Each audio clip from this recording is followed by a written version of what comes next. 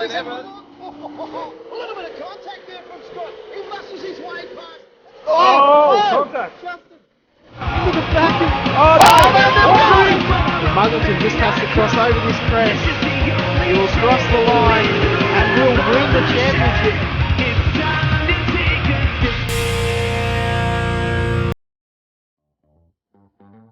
Hello, race fans, and welcome to week number 11 of the V8 Supercar America Series presented by V8s Online.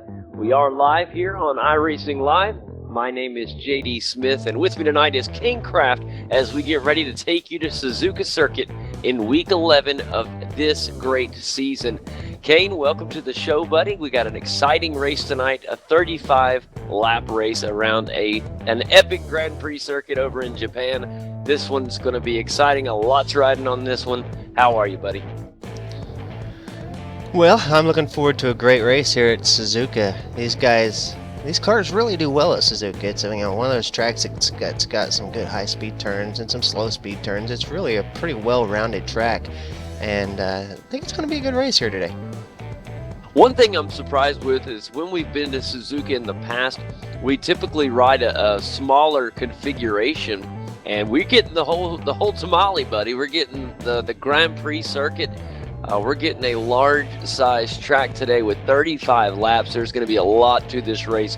More than just your average sprint run. We're going to have lots of strategy played out in tonight's event, and it's a big event. Week 11, it's the second to last week of the season. A lot of the guys got a lot riding on this, and obviously our top two competitors, Kane, are still going at it. Marlon McMullen is still on top of the points with Ethan Griggault sneaking in there in second, and he had a big win last week after a tough blown engine from Ian Ford. That was a tough week last week. What can Ian Ford do if he comes back this week to try to reclaim that win that he lost?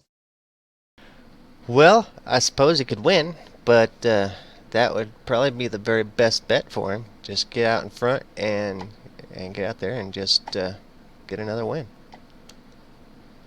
That's it. Get back on the horse. If you fall off, do it again. Easier said than done, and I'm not sure about his success here at this track, especially on such long races like this is going to be. I guess this would be our equivalent to an endurance race in this series, since it's the official series. But, it's going to be a fun race tonight, and I'm hoping that we have a great one for you guys to watch. Looks like we're going to have 16 drivers in tonight's race, and so that should be a nice size field. I'm glad you can see that information. I cannot get it to refresh so that I can get into it. It just there we go. One split of 16 drivers. What in the world is going on tonight? Yeah, that's what I was wondering. There's got to be something big going on in the race world tonight, and who knows? This is the weekend for the premiere weekend for the V8 Supercars Online Premiere Series, and so that could be having an effect on our participation today. That very well could be what's going on, Kane. I think you may be absolutely right. But we got a big one tonight. This, regardless, is a huge race, and it's going to be fun. I think it's going to be something that we can take with us for a while. Like I said, we normally don't get this Grand Prix circuit. We usually get a smaller configuration, so I think it's going to be fun to see what these guys do over the long haul. So you're going to be with us for a little while tonight. For all the viewers, we appreciate you if you're here early. I appreciate it. We do welcome your comments. I will try to check in as much as I can during the show, and we'll bring you up on the broadcast and talk about if you have any questions, and we'll answer them to the best of our knowledge. I'll try to keep checking back, like I said, throughout the race. Sometimes when they get intense, it's really hard to keep checking back, but we would appreciate that. As always, we love when you guys are here, and we love any questions, comments, concerns, groans, gripes, complaints, any of that stuff. But, Kane, we got a big one. I'm ready for this one. Me too. I actually did finally get to a point where I could jump in. These guys are in qualifying now, so we'll be interesting once we get in here to take a look and see how qualifying's going for these guys. 3 laps each guy. Well, about two good hard laps is about what these guys will have to qualify here at Suzuka. Yeah, that's it. When you put it like that, it's not very much for room for error. And I tell you what, Kane, you're already in? I have just got in, yes. Wow. I just want to point that out, that I got in there before, or I got to the screen before you, and I'm still loading. I haven't even got in yet. Well, once I'm able to click on the link with the solid state drive, it literally takes 9 seconds for it to load me into the track. Man, I have got to get an upgrade. It's going to happen. But anyways, one thing, you know, we do have one split tonight, and what that's going to do, it should give us some guys that we may not normally see that usually race it in the second split, possibly. I don't know exactly who's in the field tonight. But, Kane, that could be big for them. They're not normally on the broadcast, and maybe tonight they have a chance to really prove themselves. Sometimes just because you're in the second split doesn't mean you're a worse driver. It's just where your I rating currently is, and that can change to a lot of different things. So a lot of big things could happen tonight. We could see a new name up in the top 3, and you never know. Never take it for granted. Do have video on screen now. Thank you to all the viewers here on iRacing Live for being patient with me as I work to get this going here. As it says on the screen, I am Kane Kraft. JD Smith is the other voice you hear. Thank you very much for joining us here for round 11 here at the V8 Supercars America Series. Man, I just can't believe we're already in week 11, Kane. This season has went by so fast. So far, I am not showing a pole time in for anybody. Ethan Greg Galt is on a hot lap now, but has apparently not got one in. Yeah, you got to get that out lap, and then takes a minute to get back around that second time. We're just not used to running a track quite this long, I reckon. Other than, of course, Bathurst.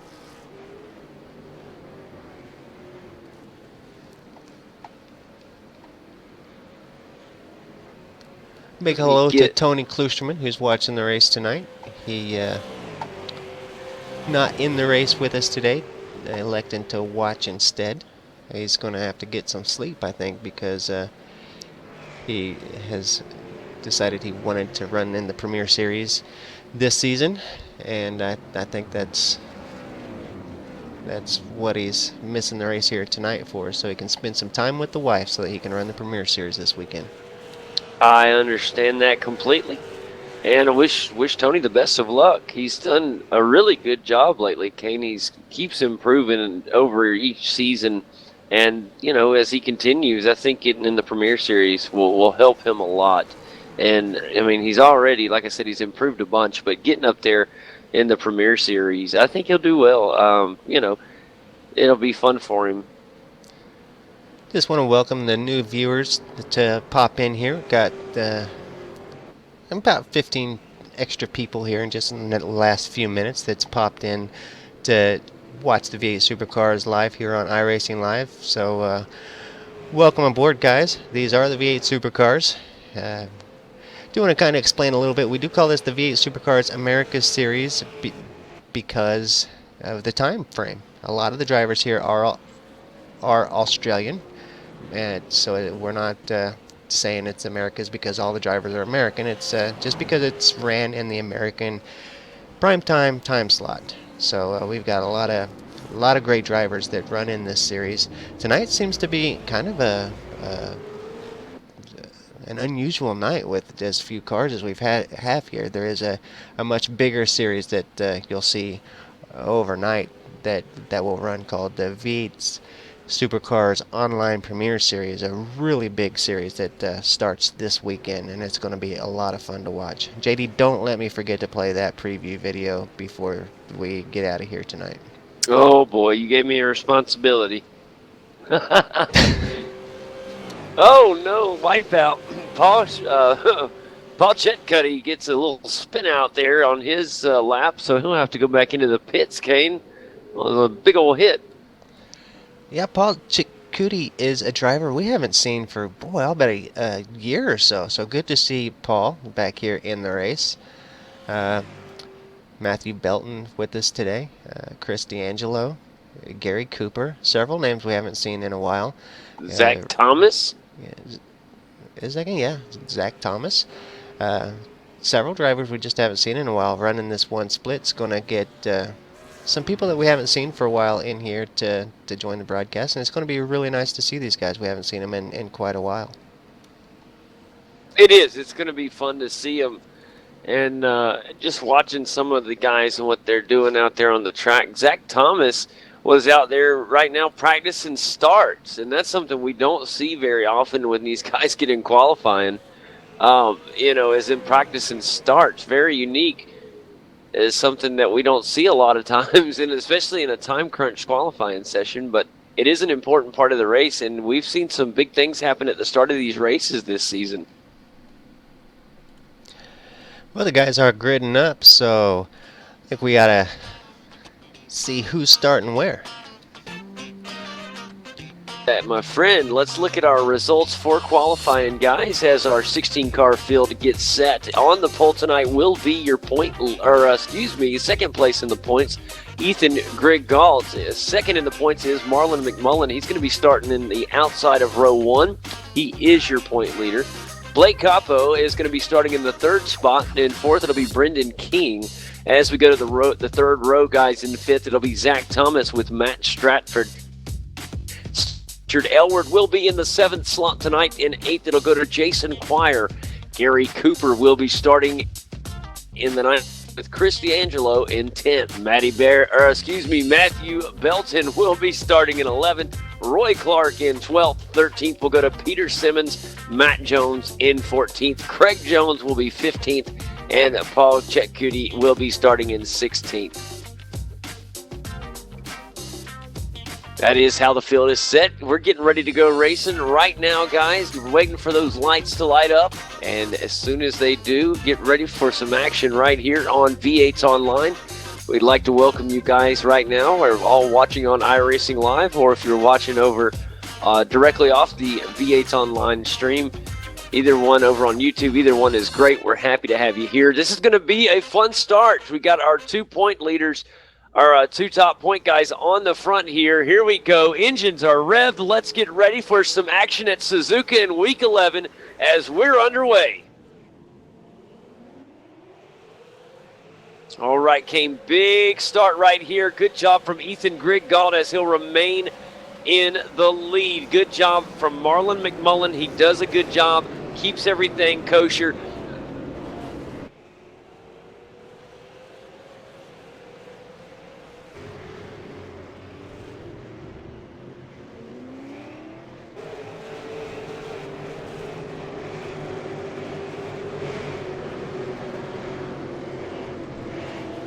Really a tough start from Blake.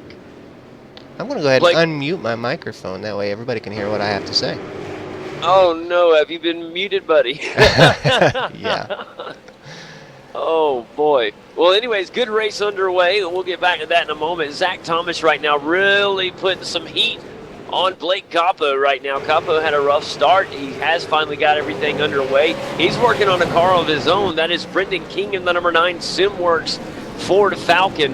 And we got a good 4-5 car battle right now. They're single file, but really pressing hard. And that is all running down Brendan King there in the number 9 car in the 4th spot. Up in the front of the field, it is, of course, Ethan Griggault, who got out to an early, or started from the pole. He got off to a nice little lead. In the Preston Hire Commodore, Marlon McMullen is pushing on. He's got about 3 car lengths behind the leader. He's still pushing, so it'll be fun to watch these two. That is probably going to be who will remain up at the front. You never know. It's a long race tonight. There's a lot of things that can play into this race tonight. And that is going to be something we're going to have to watch closely, is strategy, how things go. It's kind of an endurance type race tonight. A lot of races. They are going 35 strong laps here on the full configuration of Suzuka. And right now, we're getting ready to complete lap number 1. Here comes your leader, Ethan Greg Galt. He leads the first official lap here tonight in Week 11 of the Americas Series. And, Kane, we got us a race. It's underway. Yeah, I just seen one of the guys one of the viewers wanted to see a replay of that first lap incident. Here in just a minute, I'm going to try and go back and get a replay of that for you, Shane. Here, give me just a minute as I'm kind of working through a couple things here. I promise you, this is one of the few shows where you can request a replay and possibly get it. I tell you, like I said, I promise we are a show for the viewers. That's why we are here, for you guys to enjoy the race. I mean, we are fans at heart. I don't remember the last time Kane or myself has actually been in a race. It's been well over a year, I think, for me, or it's getting close to that year mark. Now, I am getting the itch to get back in the car, but we love doing this for these drivers. They've all become good friends of ours here in the past couple years, and we love to be here. And if it weren't for the viewers, we wouldn't be here. So this is for you. That's right. Blake. So I don't mind trying to fulfill a request if I can. That's it. No, absolutely. As long as as long as it's possible, we'll do it. Here, watching this Demidov Commodore right now. We got a classic Ford Holden battle going on right now. Blake Campo is trying really hard to get up here on the third place driver, Brendan King, the old NZ Motorsports Falcon up here. And I tell you what, I am impressed with Brendan King thus far. He has done a really good job. He has got a great pace, and their pace is not far off of these front runners, Kane. And you know, Brendan King and Blake Capo joined us last week, but these guys aren't permanent fixtures in the top split, but they're running very well early in this race. Yeah, I'm impressed. I really am. These guys that we haven't seen in a long time been here just doing a fantastic job. Like I was mentioning earlier, Kane, in the show, a lot of times the split really does not do these guys justice. iRacing can be varied on several different factors. I know that it does, as a big picture, it does a good job of putting your best talent at the top, but sometimes there are issues that are unavoidable for good drivers, and it brings their I rating down, and it can cause them to be in a second split for a while. Especially as competitive as this series is up at the top. I tell you what I've seen the most that has caused that is where these V8 Supercar drivers go and run GT3 and run in those GT3 cars for a while, have a few bad races, yeah, and then they'll come back to run in the V8 Supercars and find that they're not in the top split no more, and that, from those few bad races they really hit their I rating really hard. Maybe that's why my I rating has been low since I started. I jump around all the time. Oh, I am definitely a casual racer. I love it. I just really haven't put the seriousness to it yet, like I would like to. And I think once I get the equipment updated, I will definitely have to do that. Oh, it's a completely different experience. I think once you get your new PC, you're going to re-fall in love with sim racing. I think you're right. No, I know you're right, and it's going to be one of them deals where you're going to have to I'm going to have to limit myself to how much I can put into the car each week, because I know me, I get carried away. Ethan Greg Galt, guys, leads this one early. It's lap 3 of 35. Long way to go in this one. If you just joined us, we welcome you to the show on iRacing Live. This is presented by V8's Online, of course. And I'm JD Smith, Kane Craft with me. It is a unique week 11 as we have a lot of drivers preparing for the V8 Supercar Online Premier Series, which will be on later or early in the morning if you are on the eastern seaboard in the United States. I believe it'll be about 4 or 5 a.m. when it starts. And because it does start over, obviously up for a more suitable time for the Australian time slot. And tonight we got some Australians that are here with us, so you got to give them credit for showing up for this one and then turning around and racing in the Premier Series later, as some of them are. So a lot of fun. We do have a good little thing going up here at the front. Now, Ethan Grigald, I mentioned your leader, in second place in the Preston Hire Commodore. That's the number 2 car. Marlon McMullen, who is the current point leader, rides in second place. And right now, Ethan Grigald, very important that he stays ahead of Marlon McMullen. He's got to make up every point that he can going into the final week next week, and we'll crown our champion.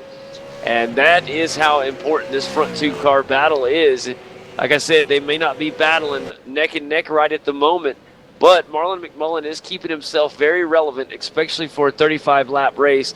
Anything can happen, and so that battle is a lot closer than it may appear.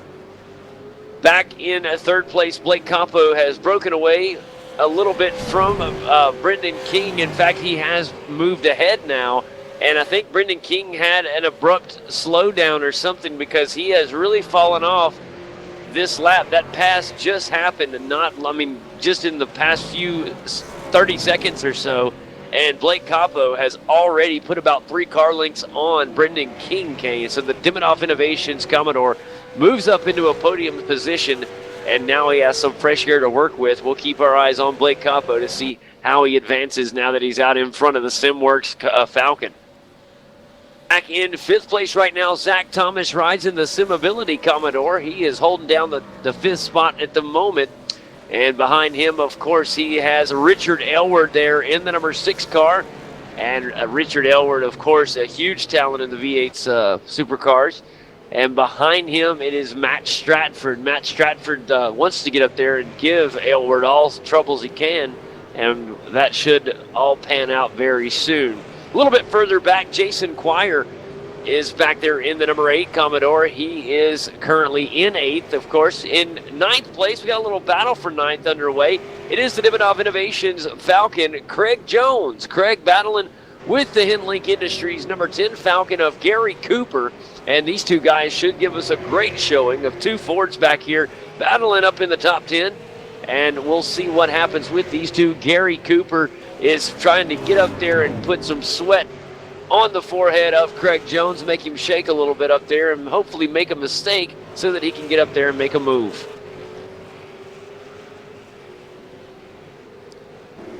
Another battle a little bit further back. Roy Clark is pushing in his SimWorks Commodore. That's the 13 machine, and behind him, Chris D'Angelo in the number 14 Commodore. So got 2 Fords battling ahead, and back here 2 Commodores going at it for position, as we've had several positions pair off into 2s and battle mano a mano. That's some fun one-on-one action. Roy Clark losing a little bit of traction there right in front of Chris D'Angelo. That's going to give Chris D'Angelo the run here coming down the stretch. This is going to be interesting. We got 2 great battles going on. Peter Simmons right now side by side with his teammate, and a car almost loses it behind him. What a job by Peter Simmons as he gets around Paul Chetcutie. I apologize, as Matthew Belton gets ahead of, now here comes Peter Simmons. He's in danger of losing a spot. It's very close as the minor contact is made. And a good job from Paul Chetcutie to get off of the accelerator so that these cars do not get in trouble. But they were battling really hard right there. In fact, when contact's made like that, danger can be lurking from around the corner at any moment. And thank goodness he had the brains there to know to get off the. He did a really good job of deciding to try again, and he's going to do so right now. There's contact. Luckily, it was through a slow corner, and my goodness, they are pushing hard. Yeah, some serious contact there from Paul Chetcutie into the back of the HRS Holden there. And yeah, he did get off of it. Let Peter get. Oh! Now there's no place for that. No, it looks like not a good deal there for Paul, as Peter taking it to the pits, as he really has no choice there. The car's toast. So I'm sure he'll head to the pits and just start working on that protest. Yeah, that right there, I don't think that's going to be a problem. That was a little bit, that's a bit obvious right there when you're going down straight and you just gun it at a 90-degree angle, cut the wheel 90 degrees directly into your opponent to take them out. It's just a little much. Yeah, we don't have that in this series very often. And Yeah, usually the guys here really got enough respect for each other that you don't see that. You know, usually if someone's racing you hard or whatever, it's because they're enjoying the race, you know, and they're trying to race you, you know. It is a race. If you got that kind of rage, man, go pick up the Nintendo, man. I'm serious. You know, go pick up the Xbox and take it out on your game on that, man. Don't mess with other people that put in hours of practice each week. There's no place for that. Not here, not in this series, man. There's some other series that's welcome in, but not here. Racing and rage just don't really go together. And they do, but contained rage. You know, I mean, you know, we have some guys that have some serious rivalries, but they keep it. They still respect the man. They may hate him, and they may, you know, they'll fight back and forth for hours. They may not like some of the things their opponent did, but they respect them. And it works out great, man. And that's what gives us some of the greatest battles we've had in V8's America's history.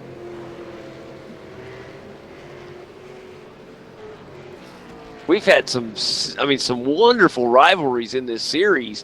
And we know very well they don't get along at all off the track. But as soon as they got on the track, they at least, you know, respect one another and they can race each other. And they both enjoy it because of it. Kind of like the arch rival you love to hate, you know? Gonna go back and take a look at the incident one more time. I'll be quiet about it now.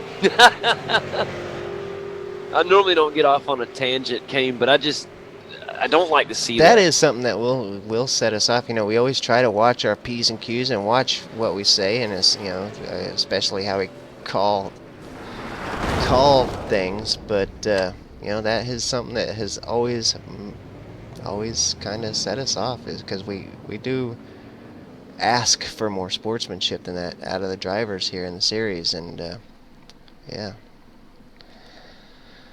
I mean, if we wanted, you know, I'll leave it alone. But, you know, I understand you know, out on the track, you're going to get it's going to happen, man. You're going to have somebody that makes you mad, that it doesn't do what you think they should do. But just directly taking the person out of the race, including yourself. I tell you what, there's a viewer or two that don't think that was quite deliberate. He's, you know, thinks that something could have happened there that caused that. And I hope that's the case, Kane. I hope that, and that may be the case, and if so, I apologize. And like I said, I'm going to move on. But I had a really good camera angle that I saw it from, and it had to have been now, and it could have been just me not getting any type of smoke from like a tire blown or something like that. If he cut a tire, I definitely understand that. Or it could have been some sort of net issue. I don't know, but I associated it because of the previous contact between the two drivers. They had two close incidents, and then to me it just seemed like the timing was there for some the aggression in the turn before just kind of, and then led up. Yeah, it just really seemed that, you know, as aggressive as Paul was in the turn leading up to it, it really just seemed like it could have been. But you never know. Maybe there was something that caused that, but. You know, it did kind of appear to be deliberate, but we'll let Nims be the judge of that. I guess that's his job. No, I would hate to have he that actually job. gets paid for that. Even getting paid, I would hate that job, because it's hard to judge those situations based off of just some footage, because you don't know, you know. Obviously there's two sides to every story, and you got to be the judge of that. And, you know, on here I can voice my opinion, and that's it. It doesn't weight one way or the other. But he makes decisions that could potentially suspend a paying customer, and that is it's a tough decision, man. And like I said, I could be completely wrong on this, on that, you know. And like I said, I hope that's the case, and it may be. But those guys have a tough job. Well, to get back to the current action, Ethan Greg Galt is out in front, and he's got over a 2-second lead now on second place, Marlon McMullen. Marlon usually a little bit better here. I think Marlon, I don't know if this is his normal lap times around here or not, but I think Marlon usually a little bit better here at Suzuka. Maybe the car is just not handling the way that he's wanted to, or something, or maybe Ethan is just that bad fast. But right, I was about to say maybe it's Ethan just being that fast, because these times are pretty fast from what I've seen. You know, Marlon's last lap at 2:05.1, which is extremely fast compared to the rest of the field. He's only about 2.5, 3/10 slower than our leader, Ethan Greg Galt. His last lap at 1:04.8, so not that far off, just about 2/10 that previous lap, and it's just causing him to slowly inch away from the leader, and it's given Ethan Greg Galt that gap right there. But Kane, the thing is there are pit stops. This is a pit stop race, and we've seen it before. Marlon typically does a really good job in the pits. If he can make up, you know, a big chunk, a couple tenths in the pits versus a couple tenths on the track is two huge different things. And so maybe he can make it up. Matt Strafford back in the 7th spot, trying his best to reel in Richard Aylward, who is up in front of him. It looks like he is getting that job done. It looks like he's making progress on Richard, and we might have a battle here for that 6th spot. Matt Strafford, a driver who last season in the V8 Supercars Online Premier Series really picked up a lot of speed. We've really seen Matt Stratford really have a great season last year, and probably one of the more improved drivers of the year. So really excited to kind of see what he brings this year to the entire series, really.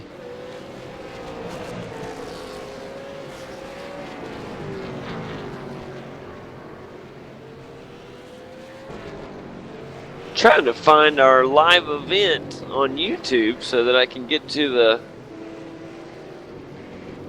comments. Well, I can just shoot you a link. That will work, although you know I can't. I was going to use my phone to do it because you know how my crappy. But that's okay. I mean, I'll find it. Or if you can just keep updating us on the on what the comments are down there, like you've been doing. Well, the latest one said that HRT and SDRT, the two who had that incident together earlier, are kind of had been working together for the last several weeks, and they got a pretty good rapport between them. So he is really hopeful that was some kind of internet drama or hardware drama or something, because the two teams really do get along pretty well, and to see something like that's pretty disappointing. Right, and you know, the more I think about it, the more that I realize there was no nasty chatter on, at least not typed in on the iRacing comments bar down there. So a lot of times when things like that happen, you'll see a lot of nasty remarks and stuff. So the more that I think about it, I think that maybe it was something like that happened. But, you know, the only reason that I jumped to that conclusion was obviously from a visual standpoint, it looked very deliberate, and just because of the way the car cut. And a couple turns prior. Right. It was the corners leading up to it. They were very good. They were very aggressive, and obviously Chet couldn't get past Simmons, and looked kind of, you know, you assume he got frustrated, and as soon as he got up there on the straightaway, he took care of business. But I hope that's not the case. And I think the more I think about it, the more I think that maybe it wasn't. All right, let's do a quick rundown where we're at. Okay, we've completed 10 laps up to 36. Of course, Ethan Greg Galt still your leader. Now his lap time dropped a little bit. This 105.1. Now let's go back. It really dropped for Marlon last lap. 105.9. Kane almost a full second slower that lap. So we're starting to see some fall off here through 11 laps on times from both our front two men. In third place, Blake Capo in the Dimmodoff Innovations Commodore. Behind him, it's Brendan King in fourth.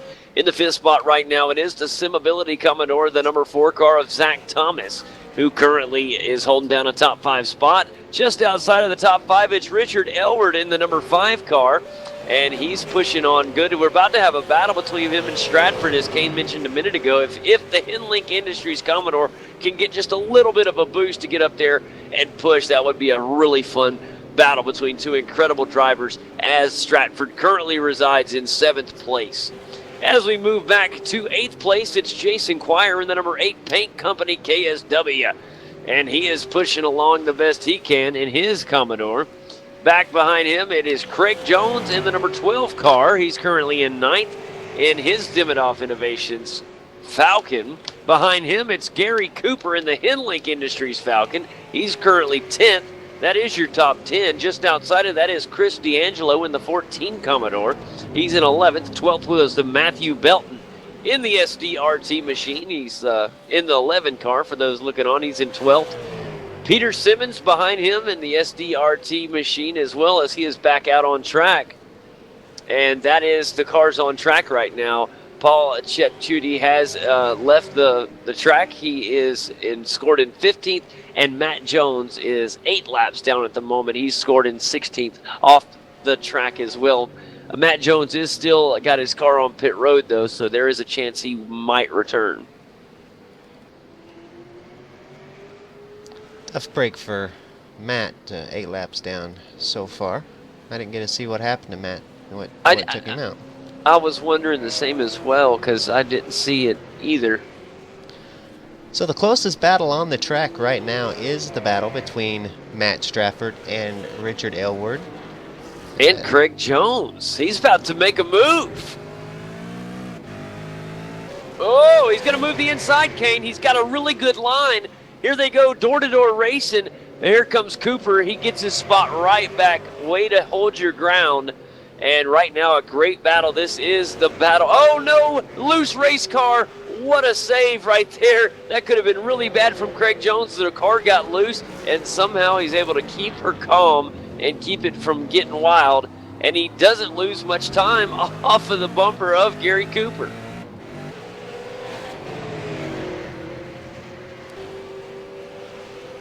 Now back up to our other battle. Let's see where Matt Stratford's doing. He's still about, 2-3 car lengths off of Richard Elward? Yeah, he is. He's 1 full second behind. He had reeled him into about 6/10, and something happened there. He fell off 4/10 that last lap. But I think we'll see him reeling back in. I didn't realize that other battle was going on back there. That's a serious battle between Gary Cooper and Craig Jones. Craig now reeling in again, going to try to make another attempt on that spot. Yeah, Gary Cooper, of course, got up there in the Hinlink Industries machine and got the pass. But here, you said it. Here comes the Dimmodoff Innovations Falcon. Craig Jones is ready to get that spot back. He did not like losing that one as he falls to 10th. But for how long, ladies and gentlemen? He's going to push on. And that is the type of battle we want to see. That's a good one. I want to see this Richard Elward and Stratford battle get hot. Yeah, it looks like Richard's really starting to pull away now. 1.5 seconds over Matt Stratford. So maybe tires starting to go away on these guys. And maybe Stratford's starting to struggle here a little bit with handling, as 13 laps out of the 35 is now ticked away. Well, guys, Craig Jones has got back up on the bumper. They're going to go side by side. Great move on the inside. It could be a quick textbook pass from the Dimmodoff Innovations machine. He's going to have to do it on the outside. He does. Good job from Craig Jones. Maybe a little bit of secession from. It was going to be very tight going in. He may have just let him get the pass done and stay out of trouble. He's going to definitely not give up on that one, Kane. He's going to give her everything she's got. These two are not Gary Cooper there, and they will continue to pass back and forth for that 9th spot on this one here on lap 13 of 35. It seems like Craig Jones has got pretty good speed here. this far into the race. I think Gary Cooper might have a little bit of trouble keeping up with him, but I don't know. He seems to be doing okay.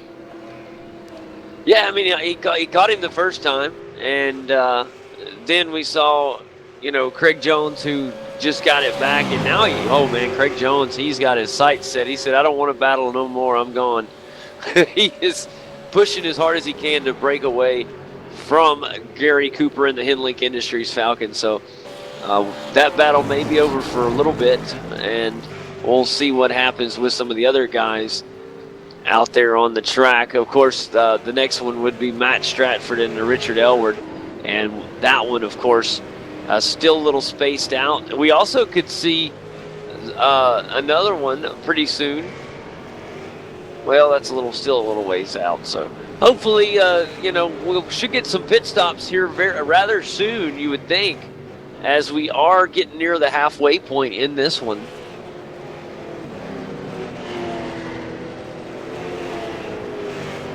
It's the only thing about a big track like this on a week that they have a V8 Scops race, Kane, is we don't get quite as big a field as we would hopefully like. With a track this big, you need at least 22 cars, I think. Or at least 20, we'll say 20. Even 19 would be good. Peter Simmons letting the guys by as his car is really struggling for some oomph there, as it's got a lot of damage to that right side. Really impressed with how well we've done with 16 cars. In fact, you got to think we've had 2 down, so we're down to 14 out here, and they're all racing their hearts out. Yeah, speaking of that, Matt Stratford really made some gains on Richard Elward that lap, down to half a second now. We are going to see a battle here for this 6th spot. All right, guys, get ready for this battle for this 6th spot. And Richard Elward knows it's coming, and he's doing everything he can to make sure it doesn't come. He's pushing. That's down to about a car length and a half, Kane, and see how he does here through this little chicane. I think Elward may have got the advantage through the chicane, but we should see Stratford get the advantage on this front stretch here as they start a new lap. I'm seeing several people mentioning in the comments about their PCs and just not having the strength or the power to have a lot of cars on the screens and things like that. Those are the people who I'm a little concerned of. People who are on an outdated PC. Like whenever, me. Yeah, like you. Whenever we do make that big change over to the 64-bit systems here in just a couple weeks.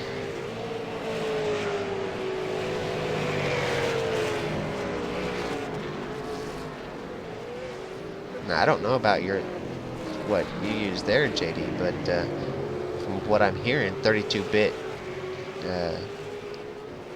iRacing will no longer be available here on the next build.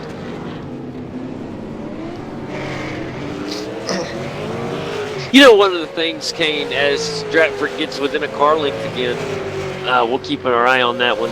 But, Kane, one of the things that I am thinking about is that my laptop, it was built as a 64-bit system, so I'm wondering if it may even run a little better. And not a lot better, I know, but I'm wondering if it will. But I plan on getting, not even having to worry about it very long.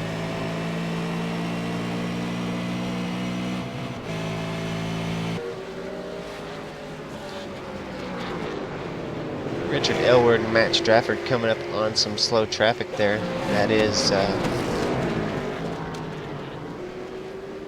who is that?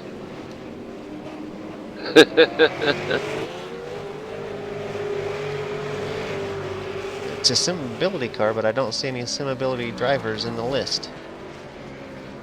That's Zach Thomas. Yeah, he is the newest member of the Simability team. The Never Quit Racing team. Yeah, old Never Quit Racing team, man. been a fan since long time ago, since they first created that team. It's just got such a good name and good reasoning behind the whole Simability. Had a question from a viewer wondering what switchover we were talking about, and go ahead. Nope, we got about to have a really good race right now here with Zach Thomas. He's about to get under pressure. We've been watching Stratford trying to get Elward. Elward's fixing to get up here and get Zach Thomas. He had a really good run a second ago, and it panned out just a little, but I think he's about to get another push. But carry on. If it gets closer, I'll let you know. I'm sorry. It looked like we were about to see something big. Really wide turn from Zach Thomas there. Didn't hurt him though. Yeah, Zach's really had a great race up to this point. Being up in that 5th position, up ahead of some great drivers like Richard Elward and Matt Stratford. So, just fantastic job to Zach Thomas. He's really having a great race now. He does got a couple veteran drivers on his bumper, so this is going to be interesting. I don't know how long he'll be able to hold them off, but so far, he's really doing a good job. He's doing an exceptional job. This has allowed, I think, out of all of everybody, this has helped Stratford out, as right now, Matt Stratford has got well within that car length. He is now on the bumper of Richard Elward. The problem is, it's going to be tough for him to get around Elward and find a spot to kind of close it off, with Zach Thomas being so close. So now what was a 2-car battle has become a 3-car battle, and we see our first car that I've seen go into the pits. Well, there's several in the pits right now, and it's Richard Elward, Matthew Belton, and Marlon McMullen all down pit road right now, Kane. And they may not be the first that have came down pit road. It's just the first I've noticed.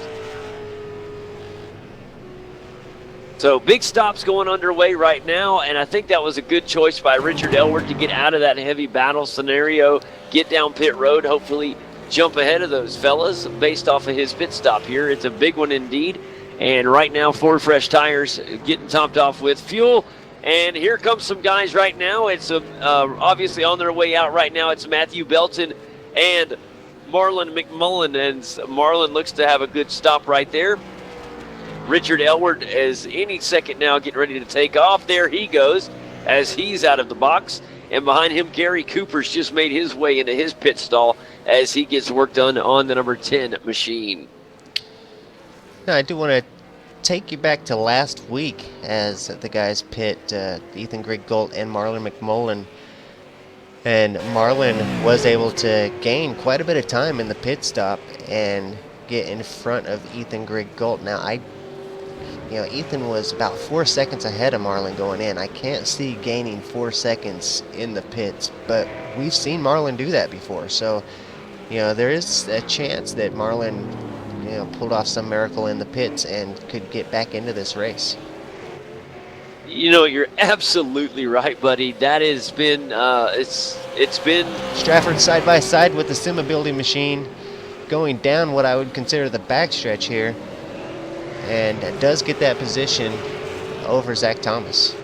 Boy, really good job from the Hinlink Industries Commodore as he gets around the Simability Commodore. The number 7 car of Matt Stratford does a wonderful job getting ahead. Now it's up to the Simability machine of Zach Thomas. He's had such a good race thus far to try to get it back, and he can do so right now as both cars head down, Zach Thomas heads down pit road. And I think that's probably why the Hinlink machine got around him so easily. He knew he had this pit stop coming, and he just kind of let him by so that he could have a good clean shot into the pits without having to worry about maybe getting run over on entry. Absolutely, my friend. And here is Blake Campo in his box, as well as your race leader, Ethan Griggolt. Ethan is out of the box and heading back out on the track. We'll have to see where he comes out in comparison to Marlon McMullen. And Marlon McMullen is back a good ways, guys. I think that a stop may have been in the benefit of Ethan Griggolt. He is in the picture, but he is at the very end of the picture. So he's got, Kane, I'm sure you have the actual telemetry on it. He's 5.5 seconds behind, Marlon is. Yeah, that is pretty big. So obviously he didn't get the time he wanted to get made up in the pits. I think the actual advantage went to Ethan in the pits there because that gap probably has gotten substantially bigger than it was before pits.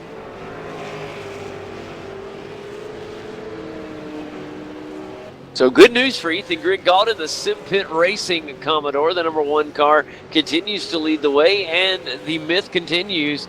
If Ethan Griggault finds clean air, you can forget about it. He has gone on to win virtually every race that I've ever seen him in once he is out in fresh air in the lead.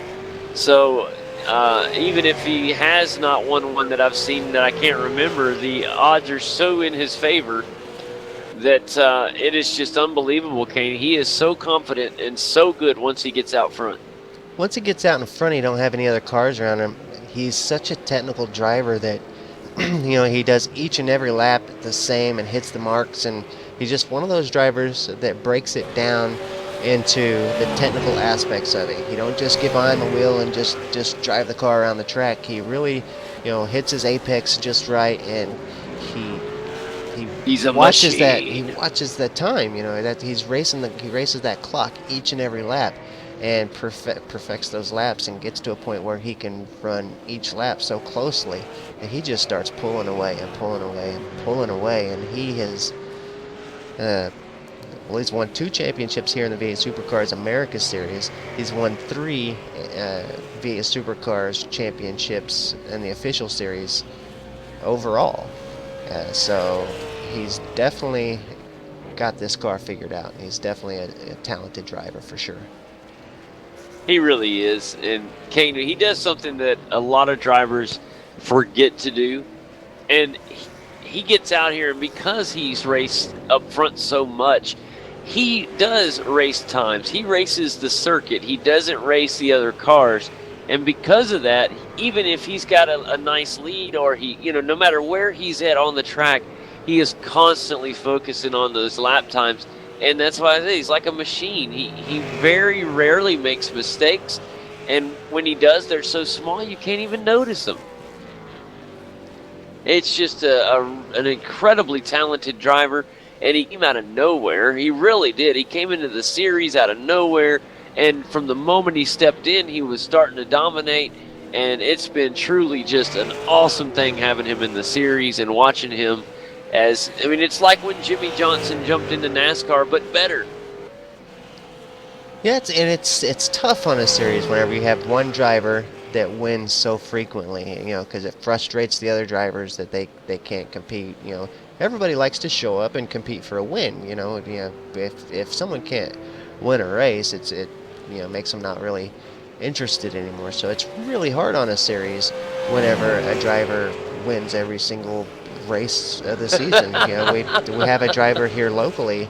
He's retired now, but he would show up and win every single race, and that class just kind of dwindled down because everybody just kind of lost interest, that drive. But I tell you what, Ethan is, he really is good, and I can understand some drivers getting frustrated, but you just got to work on it, practice, race the cars around you that you can race, and Ethan's he's just flipping fast. I mean, that's just that's the only way to put it. Yeah.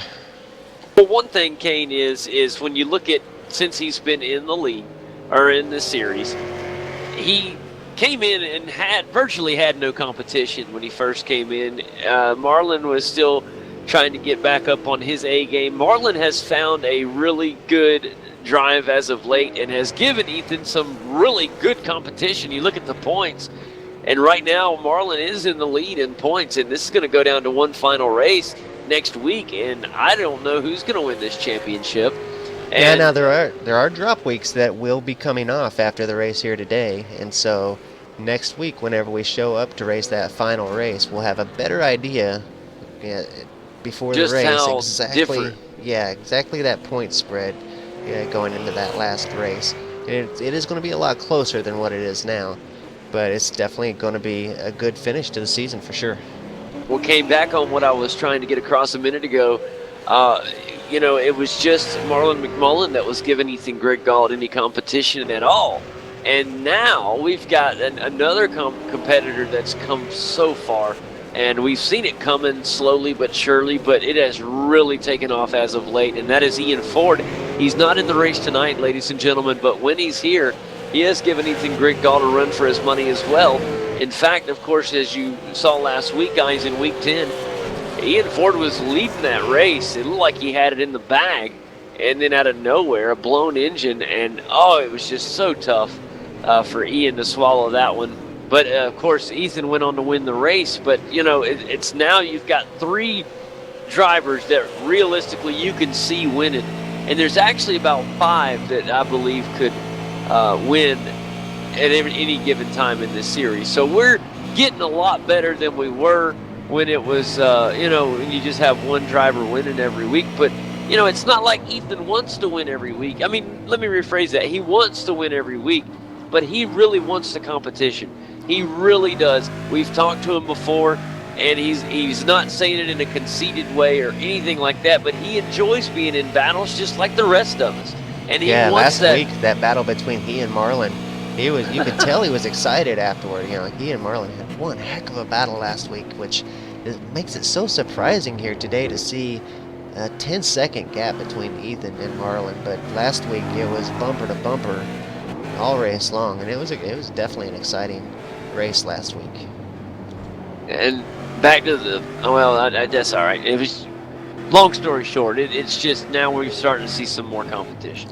Yeah, and it's good, and the other guys are going to catch up. Yeah, they're going to find that setup that they like, and we've seen it with Ian Ford that his team spent some time working on the setup last week, and he really came out on fire last week and was at one point almost 10 seconds ahead of everybody else. So some bad luck for him, but I think when Ian comes back to the series maybe next week for the finale, all right, I think we might see him really doing well.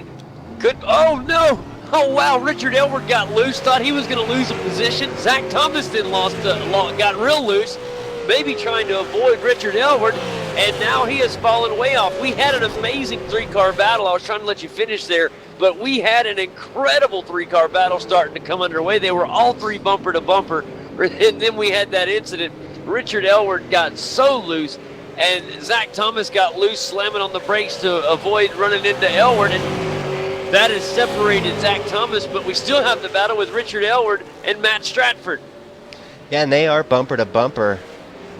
Yeah, I kind of got interested in, or just got busy talking there, and I was on the camera of Zach Thomas and seen all that full screen right in front of me, but for some reason didn't think to start calling it out. But yeah, definitely exciting there. These 3 have been putting on a great show the last few laps, and it's lap 22 now of 35, and these guys still running hot. It looks like Zach's reeling these guys in again. I'm so impressed with Zach today. He is really racing hard. Yeah, all 3 of these guys are really having a fun time out there at the moment. Matt Jones, ladies and gentlemen, he is not for position, but he is trying to get the car back going, and it's good to see him back out on the track. You can see him just behind the battle of these 3 cars of Zach Thomas, Richard Elward, and Matt Stratford as they battle for 5th and I guess 6th place with Zach Thomas. But we are on lap 22 of 36. I don't want this one to get away from us. Let's do a rundown of after our first 21 laps. And right now, of course, Ethan Griggauld in the lead. Marlon McMullen second. Blake Campo is third. Fourth is Brendan King with Matt Stratford in fifth. Richard Elward sixth. Zach Thomas seventh. Jason Quire eighth. Ninth belongs to Gary Cooper. 10th is Craig Jones. In 11th, it's Chris D'Angelo. 12th belonging to Matthew Belton. In 13th, guys, it's Peter Simmons. He is back on the track. He's 5 laps down, but is back out on track. Matt Jones, of course, back out on track. He's in 14th. Roy Clark is listed in the 15th spot. He is off and out of the race. And Paul Chetcuddy is out as well, as he is 14 laps down and out of the race. where we run, ladies and gentlemen, as we have been racing for almost going on almost 50 minutes since we've joined, or the broadcast has started. The race, I don't know if it's been quite that long, but it has been 22 completed laps. Our leader, Ethan Greg Galt, starts lap 23 a moment ago, and he is running to the finish line, Kane. He doesn't want anything in his way, but we've seen crazier. Look at what happened to Ian Ford last week. Yeah, very true. I do want to mention a driver that I've had on the screen here, Brendan King. A driver we've seen a few times here this season. He started out the season just driving on a laptop and still had good pace. He really surprised me whenever he showed up in the series driving on that laptop. He was able to really compete pretty well. Now he's got his computer upgraded. He's got him a good desktop and a good graphics card, and it's really made a difference just in how, of course, the performance on the machine that he's using. And he's really doing a great job here today, up in fourth. I think we're going to see some big things from Brendan King. If he runs in the Scops series, we're going to see some good things from him in the Scops. But I think next season, season 2, if he runs here in the V8 Supercars Americas series, I think he's definitely one you're going to want to keep an eye on in the points.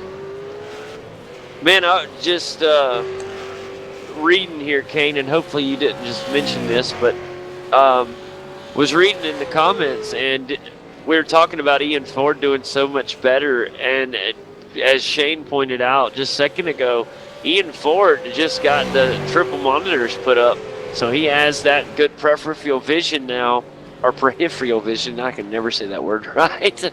But yeah, I mean, that helps a lot, doesn't it? I don't know. I have one huge screen. I have one 50 or 48-inch screen in front of me, whereas you have triple monitors in front of you, Kane, and you say it does wonders for you. I love my triple monitors, not just for racing, but for everything. Now that I've got used to them, I couldn't see using anything else. But you see a lot of the fast guys just have a single monitor, so I think it's kind of what you get used to and what your preference are, but I can't imagine going from a single monitor to triples and going back to a single. But I think if you start on a single monitor, that's what you get used to. I think while you're on the single monitor, I think you can do just as good as anybody else because that's what you're used to. But once you get that advantage of the triple monitors, I just can't see anybody ever going backwards. Now, the question is, there's been so much obviously coming up in the future. We know this is the year that VR is going to be released mass to the public, and so we will have Oculus. We've seen where HTC is going to have one, Samsung's going to have one, even PlayStation's going to have one. So that's Sony's big release. So there's virtual reality is coming. It is a bit pricey, but when you compare it to a lot of other sim racing equipment and things that you can add, it's nothing. It's our average price is going to be around $600-700, and I'm wondering. I obviously can see where it would be huge help, but I could also see where it could hinder you tremendously. Obviously, if you're a type of racer that races with a bunch of gauges up and you got all these, the setup, virtual or VR is not going to be the answer for you. But for someone that perhaps is coming into sim racing and they learn on it, I wonder if it could be an advantage, Kane. What are your thoughts? Absolutely, it would be an advantage to be able to just look left and see the car next to you, or turn your head and you look, see, check your blind spot. All the, not that you can really check your blind spot in a race car, it's just really hard to do, but to just be able to look around and... You're right, though. Oh, man, just a tremendous advantage. I agree that it could be hard for someone to go from a full setup where they've invested a lot in their gauges or have a button box and things like that. It's going to be really hard to find those buttons and make sure you're pressing the right thing when you got a headset on, but if you are someone that learns with one of those Oculuses, man, it could definitely be not only better, but the immersion factor, I mean, the realism, once we get over on DirectX 11, and the graphics ain't going to change a whole lot as we switch over to DirectX 11, but as they get working on DirectX 11, we've seen what they've done here with DirectX 9, and just what they've done with the shadowing and stuff, and just made this DirectX 9 game look as good as it is. And once they really get working on DirectX 11, it's going to really be sharp. And the realism is really going to come in with that virtual reality systems, and it's going to be amazing. It is going to be mind-blowing, and it's going to be extremely mind-blowing for me, somebody that runs right now their iRacing on a laptop that has to run almost minimal settings, and then to jump to a max settings in DirectX 11, and it's going to be almost a completely different experience. Talk about the race here that's going on here for just a second. We are still watching Matt Strafford. He is just barely staying ahead of Richard Aylward, who is putting on some serious pressure there for that 5th place. Of course, Richard was ahead in that battle for so many laps. Matt Strafford got that position. Aylward wants it back, and he's not letting Strafford go. So this has been a great battle to watch. The field has kind of got split apart, through the pit stops and just the long race here at Suzuka. And so pretty big gaps between most cars, but these guys having a great battle.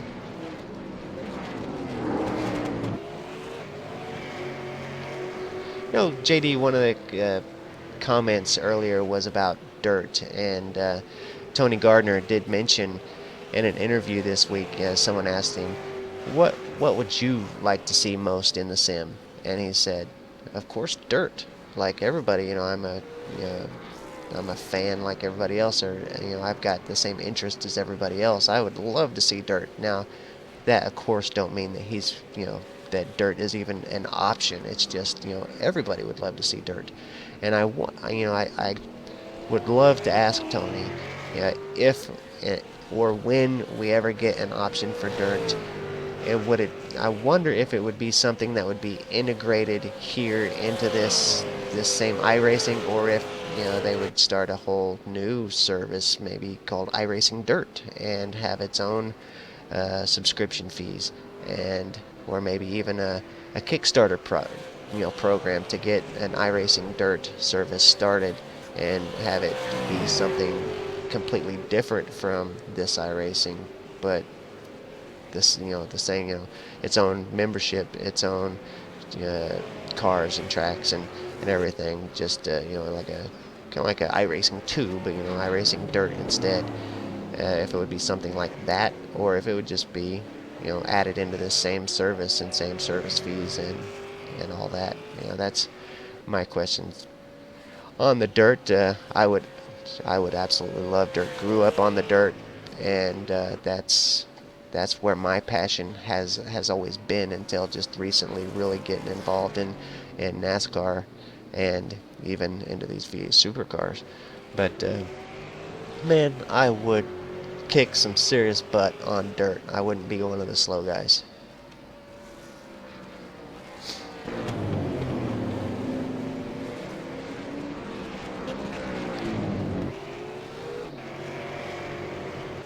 So hopefully we do get some dirt, because it would be nice to get out there and compete with some of these guys.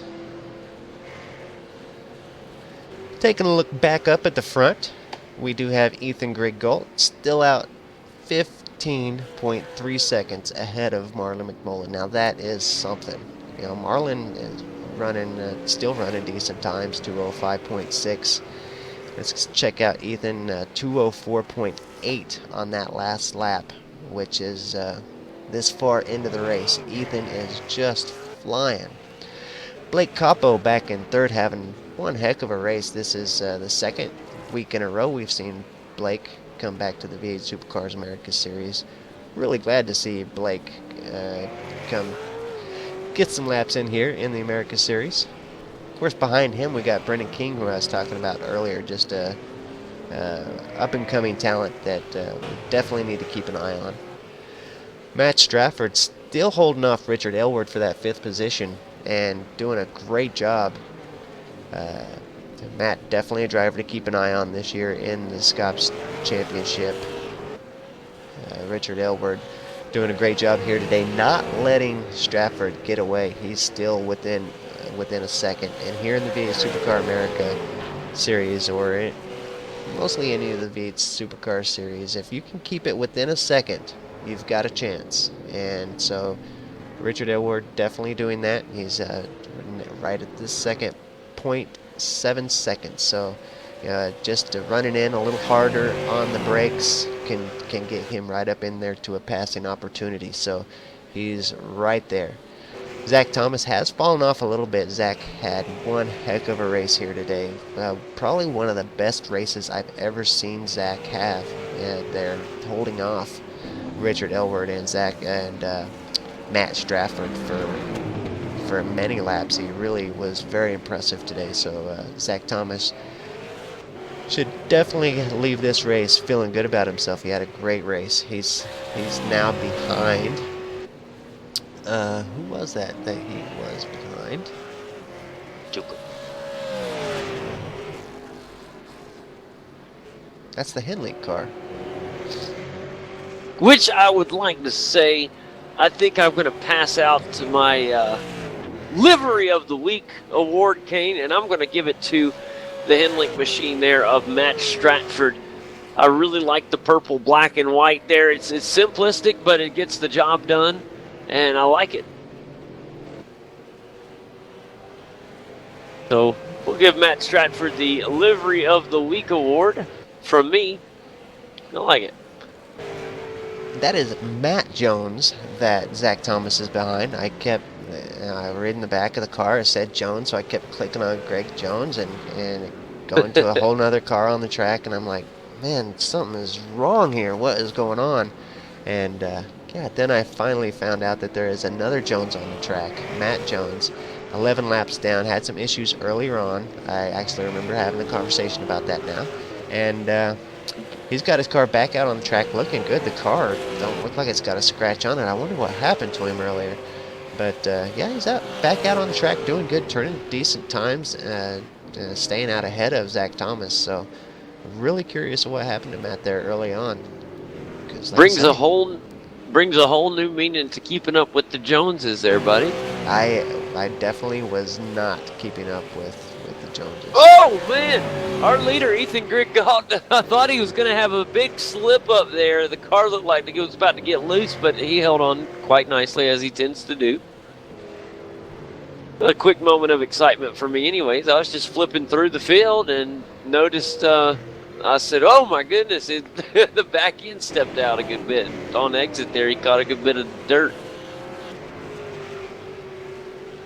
Oh my goodness, buddy! Here we are in this one, and this race is really getting near the end of the run here. We're on lap 29 of 36, so not much left in this one. Richard Elward needs another surge of energy here to see if he can get back ahead of Matt Stratford. And those guys battling. That is for a top 5 position. That is for the 5th position. And that is going to be fun to watch as this race gets near its conclusion. I do want to say, again, thanks to the viewers coming to visit us here on iRacing Live, watch some of this V8 Supercar action. This is an unusual race here where the field has gotten split, kind of gapped as far as it has, except for this race that we are currently watching, which is awesome within 1 second. But all the rest of the cars, pretty big gap. And so JD and I've been, have had this extra time to kind of talk about all kinds of different things and chat about or join conversations that are happening on the YouTube channel. And this is pretty unusual. We usually don't get to talk about all these random things. It's usually calling the race, play by play for 25, 30 laps, full on. So kind of a laid-back broadcast from us here tonight. Yeah, it has to be, though. You wouldn't want us to do a play-by-play of gapped cars. That would get mighty old quickly, buddy. And it's good to get on here and talk about some random bits of information and things like that. and where this sport is going. And one thing that I'd like to bring up is something I'm not familiar with. Maybe the viewers are, okay, maybe you know, and that is where iRacing's membership level is. When I joined iRacing a little over 2.5 years ago, iRacing was, I would say, about 40,000 members, Kane. Is that where it was? Then I believe it was 40,000. I wonder where it's at now, or what the part, where is the membership in iRacing, or, and how has sim racing grown or not grown, maintained or fallen? Well, it's really grown, and getting on Steam has really boosted up the numbers.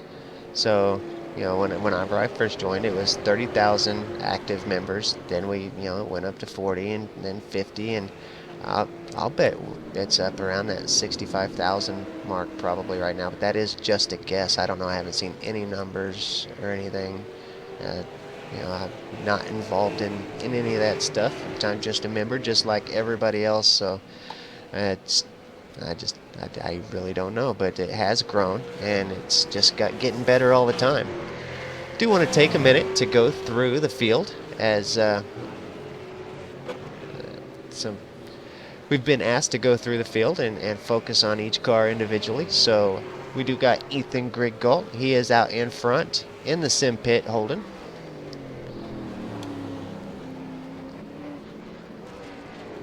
Marlon McMullen is in the second spot this week. Yeah, go ahead. No, I was just going to say, yeah, man, as we go through, we'll take a little peek at these guys, and we'll give them their shout-outs on their cars as well. Really good job from Marlon tonight. Not where he likes to be, but the Preston Hire Commodore up and doing well for where it's at. Not a bad run at all from Marlon. And then back in third, a driver we haven't talked about enough, Kane, and that is Blake Campo. Blake Campo, of course, in the number 3 Demidov Innovations Commodore, and he's not far off from Marlon McMullen. There's a big gap there. I'm not going to say there's not, but when you gap out all the cars, he's done very well tonight. He's kept a good pace. He's not far off the pace from Marlon McMullen, only 0.3 slower last lap. So there he is in third. Go back to fourth, and we could, if we saw a slip from Blake Campo, Brendan King, which you mentioned earlier, Kane, he's back in fourth. He is in the SimWorks Falcon. He is in fourth, and he's kept good pace as well. His last lap was actually faster than Campo's, so he's inching forward. The problem is we're running out of laps.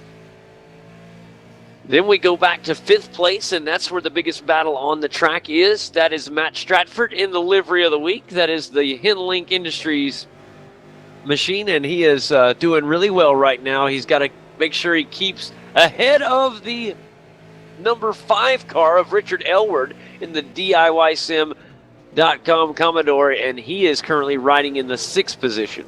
Back in 7th place right now, it is Zach Thomas, who is dealing with a little bit of lap traffic at the moment, guys. He's in the SimAbility Commodore, and there he goes. He gets around Simmons no problem and continues to move on. Jason Quire is in the 8th spot, and right now, Jason Quire, we hadn't mentioned him too much today. He is in the Paint Company KSW Commodore, and he is moving along nicely in 8th. In 9th, it's Gary Cooper in another Hinlink Industries machine. He's in a Falcon, though, unlike his teammate. Chris D'Angelo currently rounds out our top 10, Kane. He is a lap down and working hard. Matthew Belton is in 11th, and Matthew Belton, of course, in the SDRT Commodore. Craig Jones is off into pit road right now, Kane. He is currently listed in 12th in his Demidov Innovations Ford Falcon. And then we move on to 13th. That's Peter Simmons, of course, who had the incident earlier, was involved in a little bit of some contact. And the SDRT Commodore of him is located in 13th. Then we go on behind him to 14th. This is where we start to get into some car, Matt Jones in 14th. He's 11 laps down. Good to see he's back out on the track. He's been out for a while now. And the 2 cars that are off the track, and they are DNFs, Roy Clark in 15th, and of course Paul Chet Cootie in 16th. So that is how they run We are on lap 32 right now of 36 laps. Are depistating, or man, I can't even talk right now. They are falling away, though, my friend. I was sound like I was about to make up a new word there. You do that sometimes. I will. I'm But not they're afraid pretty cool. to. You know, the ones that you have made up that we've used often are pretty good words. They are. Of course, our favorite one being devastational. That's the all-ending. That is the all-ending race. That is. You hear that, and you've had a bad day. That is not what you want to hear. That is definitely race-ending talk right there. Let's look at our leader for a moment and show it just how he takes late in the race, not worried about a thing up there, but yet he still runs exceptional lap times, and he never lets off, man, all the way to the end. Even with as big as a gap as he has over second-place driver Marlon McMullen, he continues to press forward like he is battling for his life. That's what it takes, ladies and gentlemen, and he's done a good job. Yes, he has, and you know he always does. You know, he comes out here to win each and every week, and that's exactly what he tries to do. He does get the job done more times than not, but he is one of those drivers, just like Marlon. Anytime you talk to Marlon, he is one of those drivers that he's like, I want to win this race. I don't want to come in second. I don't want to come in third. I want to go out there and win the race. So when you see drivers like Ethan and Marlon come in second or third, you can bet that usually they're pretty disappointed with that finish. And I would be ecstatic to get a second or third in the dang street stocks. I mean, that's just how I am with this thing. But yeah, those guys, yeah, they play to win. That they do. Play to win, and they do. Yeah. Marlon's definitely had his share of wins, his share of championships as well. Marlon, 4-time V8 Supercars America's champion. So he definitely no stranger to this experience that Ethan Greg Galt has been experiencing in the last couple seasons. But I can tell you, it would be probably pretty hard to be in that position to be the driver that has won so many championships and has had a pretty dominating experience in the V8 Supercars America Series, and then to have another driver come in and have that same experience that you've had for several seasons, and then you not be out there. That would be a tough position to be in. And Marlon has done an excellent job coping with that and trying to get his car set up better and do what he needs to do to get up there and to compete with Ethan. Today being probably the exception, as he is over 20 seconds back, but I think probably at this time he's probably, like he has said before, driving one-handed, just trying to get the race over with. Kane, we're on lap 34 now, 36. I want to bring up a point real quick, and then it'll probably be about time for us to close this one out and focus on our white flag lap. But one thing I did want to talk about, I was reading, of course, more comments, and Shane made another good point, and he was basically talking about how iRacing doesn't, a lot of people don't know what iRacing is. There's tons of race fans out there. They have no clue what iRacing is, never heard of it, don't even know it exists. And I talked back to my old story years ago. The only way that I knew that it existed was I was YouTube binging one night, and at the time I was playing a NASCAR game on the Xbox because that's all I knew that was out there at the time. I was not, I just didn't know. And so I was playing, and the online was terrible, as it always had been. And I always wanted to to get in a good online race where you could actually have respectable people. I wanted the most realistic product possible. And that is when I started just watching videos. And what it actually brought me to was NASCAR Racing 2003. And I was watching NASCAR Racing 2003 videos on YouTube. Well, just through watching them, it merged into, of course, iRacing. And I was blown away. I could not believe what I was seeing. And I had to find out what this iRacing was. And like a lot of people, when they do see iRacing from the get-go, they see a subscription service that looks expensive on the surface, and it is to a point, although it's made very affordable in ways. Now, it was very intimidating at first. I did not own a wheel. I didn't even own a PC at the time that could have possibly done anything with it. So but I had to have it. I thought about it night and day. I wanted to be a part of this iRacing, and so I did. Piece by piece, I got myself a Logitech wheel and pedals. I got myself a brand new laptop at the time. I had to get a laptop just because of the work and everything. So it's just kind of how things worked out. And I've pieced together, but I joined in, and you remember, Kane, I would buy tracks every paycheck. I would get a new set of tracks and cars until I'm 100%. And that's, I've been 100% for a while now. I may not have one or two of the new tracks, or cars, but from the oval, some of the smaller ones yet. But I'll get them. As always, I like to be 100%. You get a nice discount, but what can iRacing do to get the word out to more people? That is a good question. And Ethan Griggold is coming across the line to take that #1 spot here at Suzuka. A fantastic run from Ethan Griggold. Unbelievable. Over 22 seconds ahead of the second place car. That's just, my goodness, just unbelievable. This kid is just unbelievable. But it is getting to the point where most people that you talk to they have heard of iRacing. They may not own it or have tried it, but they have heard of it. So I think it's just getting more people to try it and have some races on here and realize how good the competition is and the racing and all the great benefits of iRacing. When it comes to multiplayer and racing other cars, there is nothing out there that is as close as iRacing to not even the on the realism same planet. of a race. You're right. It's not even on the same planet. Of course, congratulations is in order for Ethan Griggold as he does cross the finish line, officially taking the victory here in Week 11 of the NASCAR iRacing. Or listen to me, good gosh, wrong day. The V8 Supercar America Series right here on iRacing Live. And man, what a day! You mentioned he was dominant as can be.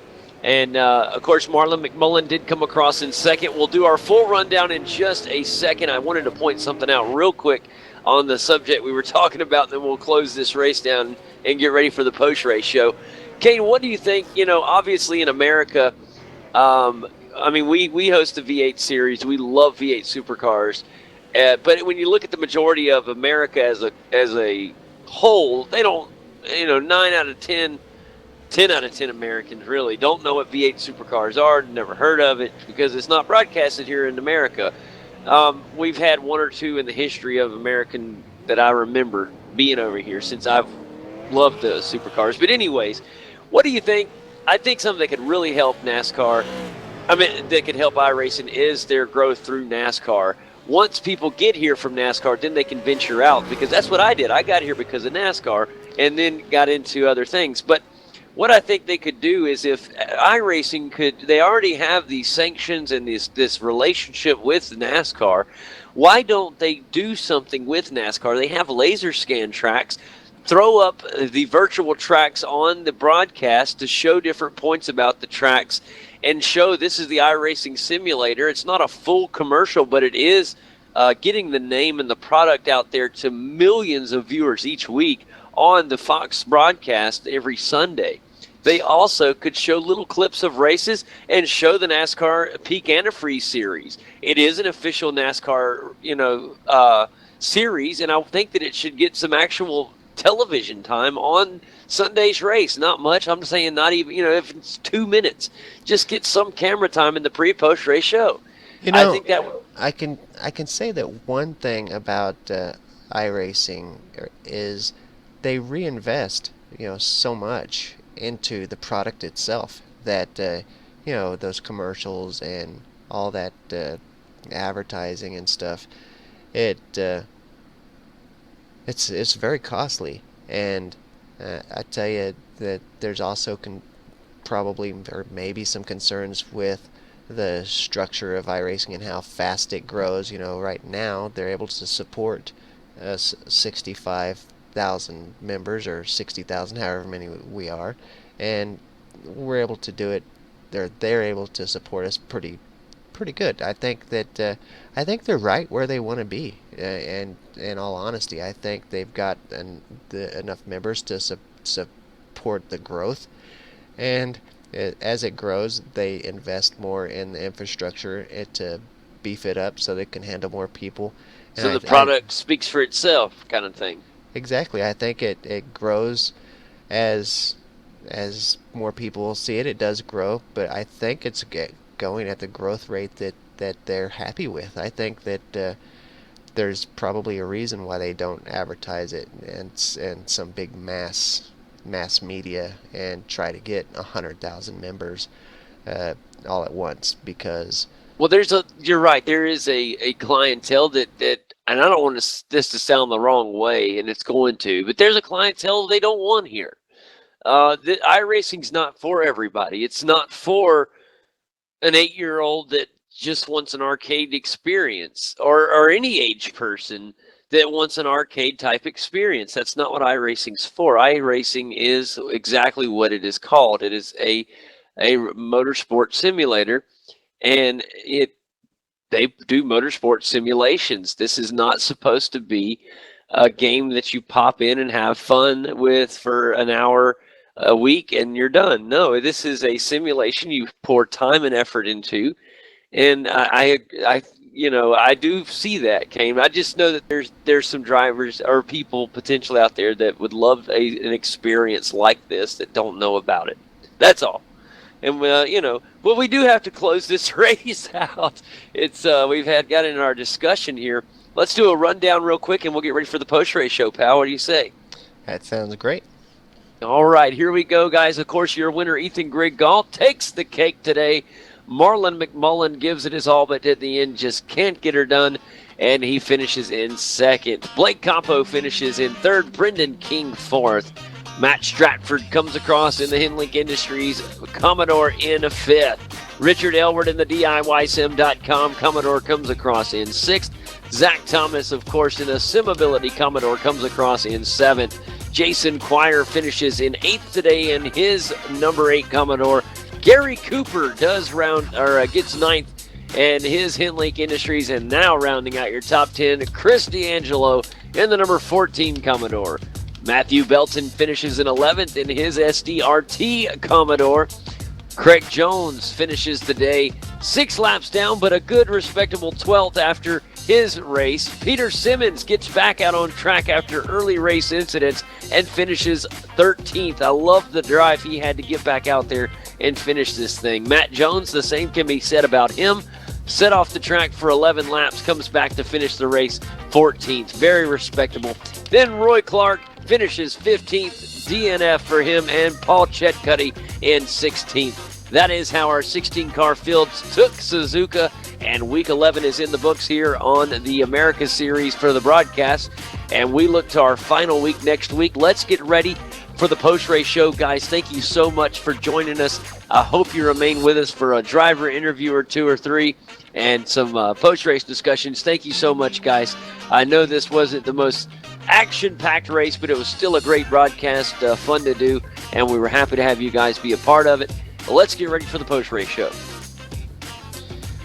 Yeah, definitely an unusual broadcast here tonight, as we had more conversation than racing action, and we did have the racing action on in the background, of course, but just a battle or two tonight. It was definitely it was just an unusual night of racing here tonight, but feel like it was a good broadcast. You know, it got to interact with the viewers a lot here tonight, and then keep up with the conversation in the chat room. And yeah, so a slow race out on track, but felt good about the connecting with the viewers. That was pretty fun. It was fun, something we don't get to do all the time, especially when it's action-packed from the drop of the green all the way to the checkered flag. But it was fun. Yeah, and that's what we normally have here in the V8 Supercars. You know, it's such a close field most every week, and so to have this kind of almost like a little break here where the field just kind of got spread out, and there just wasn't a whole lot of action here tonight. So kind of an unusual broadcast. As people watch it back, they're going to be like, what in the world? But if you catch our other broadcasts, you'll see that this was definitely kind of out of the box for us, but it was kind of fun. That it was. As promised, guys, we are going to have some post-race interviews, and we'll go ahead and get those kicked off. We'll talk to second-place finisher Marlon McMullen first. We'll let him kick off tonight's interview.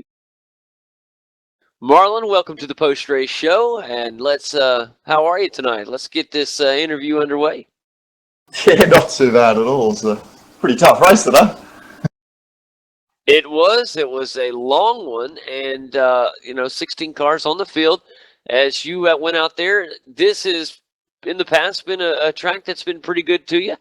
And tell us a little bit about your day. Yeah, I absolutely love the circuit. I mean, the last 3 rounds of this championship could not be any better for me. Virginia, this track, and Montreal. But unfortunately, what I found is it's just my computer at the moment. It's not doing very well around these sort of circuits. So I knew it was going to be a challenge. Obviously, I put everything down to the lowest of graphics. So went out there today. Everything was pretty okay. And then 5 minutes before the qualifying session, my computer completely had a memory loss. So I had a blue screen. So I was panicking, sort of trying to get back in because I knew what happened to Ethan a couple of weeks ago at Monza. And got back in just in the nick of time and stuffed up my qualifying lap. I don't know how I didn't get an off track and put it to the back of the field. So I was pretty far off in qualifying. Then just sort of tried to pace myself in the race. Had a really good little battle at the start with Ethan. I always get too confused. And then by about lap 10 or 12, the computer just started to really go on me. And it's pretty damn tough to drive around the circuit with frames like that. You know, it's pretty dangerous. So just sort of coasted towards the end and tried to keep that buffer over Blake, who was absolutely flying because Brendan was chasing him down. So it was pretty sketchy trying to drive it the last 20 laps, but we got there in the end. So it's pretty tough day. Well done, Ethan. Oh, I bet. It looked like a tough one. Ethan had tremendous pace. You weren't far off the pace of Ethan. It's just over the course of 35 laps. It got a little stretched out, and that's just because a tenth here or there, a tenth or two here or there over 35 laps, it adds up. And, but it was still a great race. I believe you'll still be in the point lead. I believe. I'm not 100% sure on that going into our final race next week. And of course, week 12, we will crown a champion. What are you looking? What are you looking into next week? Oh, well, obviously, just after today, I think it was a 157-point lead going into this round, and I don't know how much Ethan took off this round. So it's just sort of pacing myself for the last week. I mean, I love to be racing as hard as I can, but yeah, I just don't want to put it in the wall at the moment. So I'm trying to be like Mark Winterbottom, if you like, just sort of conserving, and you got a pretty decent gift at the moment. You don't want to sort of blow it. So if anything is going to go wrong, it's not going to be so much my fault. Probably be my computer. So best thing I can do is keep it as stable as I can. Do big defrags. Try and be smart with my pit stops. Today would have been a really good race for the pit stop because I had a good strategy. But yeah, I just couldn't really do anything. So just got to go out there and enjoy what you can. Well, how did your pit stop go today? Yeah, it felt really good. I mean, I knew coming in today, obviously after yesterday, I didn't need to put in as much, and with as much problems as I was having with my frames, I was able to save quite a lot of fuel. So I think I sort of did what I did last week and saved, I don't know, 3 or 4 litres. So I was able to get a 3 or 4 second buffer back on Ethan. So if I was closer to him, like last week, would have worked out pretty nice. But yeah, it's just pretty tough around your frames, really. Now, Marlon, we have you've been crowned champion 3 times since we've been doing the broadcasts, and if 4, you win, Or is it 4? Yeah, 4. Oh, okay. So, pardon me. Okay. It's all good. It's all good. They're very Then tough this to is the get. drive to 5 then, my man. You could be a 5-time champion if you are able to walk away with the championship next week. And, we're going to be finishing up, I think, at Montreal, if I'm not mistaken.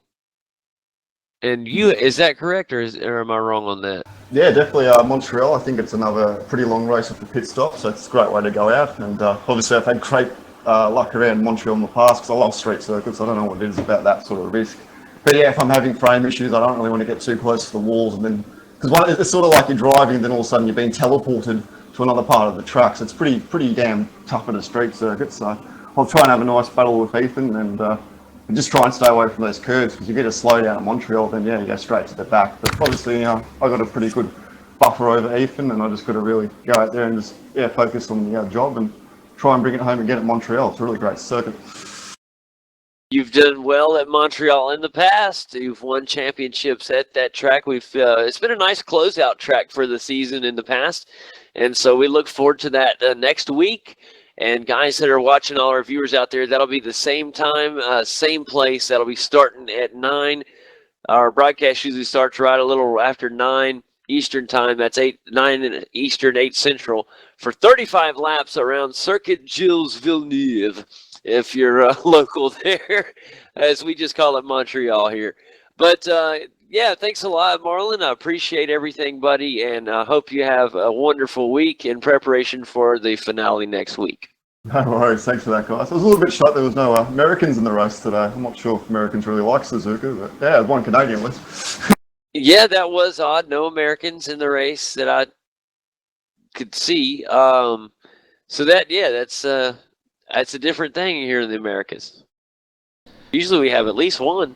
Well, we know that PJ Sturgis is likely going to try his best to compete in the Scops Championship that starts this weekend, and Tony Klusterman as well. Of course, he's Canadian, but North American here. He's going to be heading off to catch a little nap here so that he can compete. So he had to spend some time with the wife tonight, so he was unable to race. And so maybe my guys might get a couple surprise Americans to participate in the V8 Supercars online Premier Series this weekend. Aha. Well, guys, that's going to be fun. I say that wrong every time. The V8 Supercars online Premier Series. Online Premier Series. There you go. Kane, I was supposed to remind you to play a video from that or something. Yeah, the video, super cool video that they made promoting. I'm sure everybody's that has followed the V8 Supercars online Premier Series has seen this video, but for everybody else, it will kind of tell about the series, and it's just a good video to watch. Now I do got to find it so that I can show it, but I'll let you just continue on while I do that. Yeah, while he's finding that, of course, we can always that we'll leave you guys with that. That'll be a good way to leave the show tonight. I do thank all the viewers out there tremendously for your feedback in tonight's show. That was awesome, and look forward to next week for the finale. I'm sure all the guys that missed tonight, they'll be back next week. So it'll probably be a packed house next week. Montreal usually has a big turnout. And week 12 always has a big turnout. So, and it'll also be our last race under DirectX 9 on the broadcast, if they do upgrade on this build as we expect. So that is pretty huge, pretty big news there. Kane, just chime in whenever you find the video, and we'll get ready to close out the show.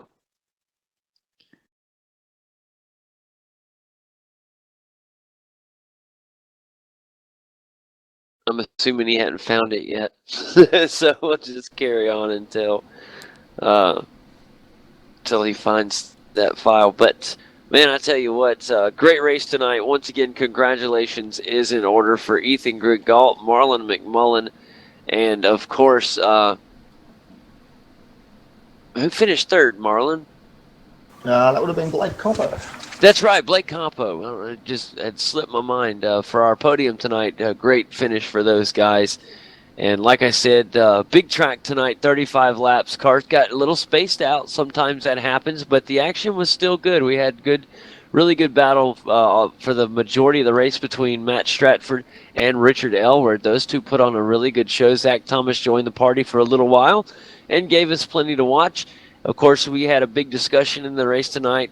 Fun to talk about every once in a while, but I got a feeling next week we'll be back to heavy action, play-by-play, and there'll be tons going on in the race as we close out our 2016 Season 1 season. That's crazy to say already.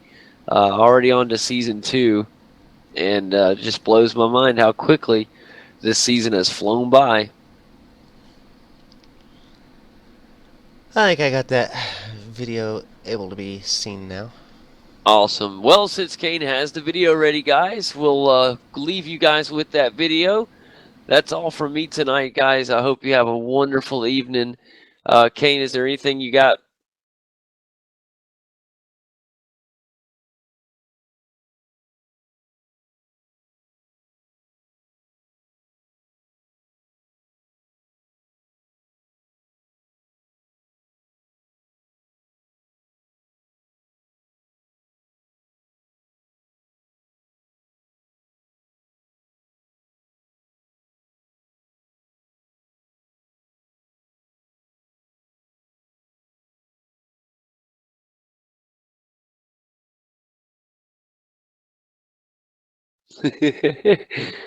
It's going to be a blast, buddy. I'm looking forward to it. They've just looking forward to that next week. I think everybody will be all ready and willing to enjoy some intense play-by-play from us next week. So we always appreciate the feedback. And guys, y'all have a wonderful, wonderful weekend. Enjoy some big racing. They're going to be at Atlanta Motor Speedway for NASCAR this weekend. I'm not sure of any other real-world racing if it's gotten cranked up yet, but it's all coming back, guys. Racing is coming back all around the world, and life is good again. We look forward to seeing you next week to pick a champion, or crown a champion, not pick one. We'll crown a champion next week on the broadcast. Thank you so much from V8's Online. I'm JD Smith, Kane Craft with me. Y'all have a great night.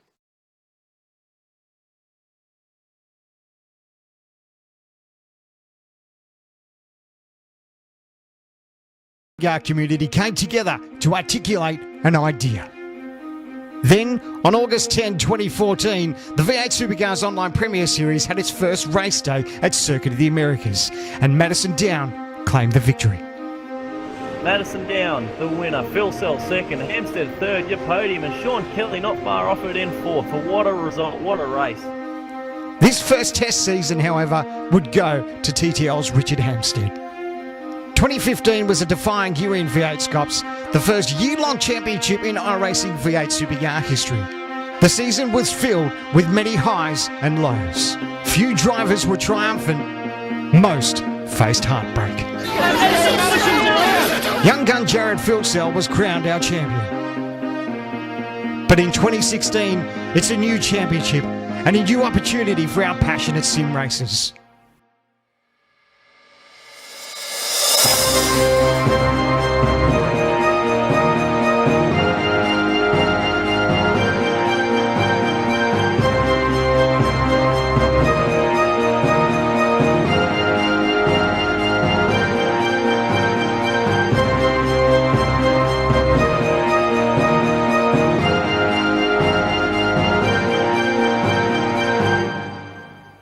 Who will be champion?